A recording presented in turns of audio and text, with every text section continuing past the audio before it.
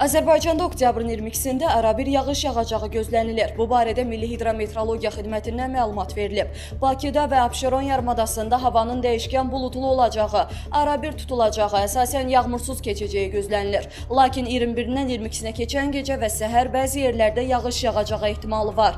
Arabir güclənən şimal-qərb küləyi səhər cənub-şərq küləyi ilə əvəz olunacaq. Havanın temperaturu gecə 13-15, gündüz 17-20 dərəcə isti olacaq. Atmosfer təzyiqi normadan yüksək 766 mm civə sütunu, nisbi rütubət isə 70-80% təşkil edəcək.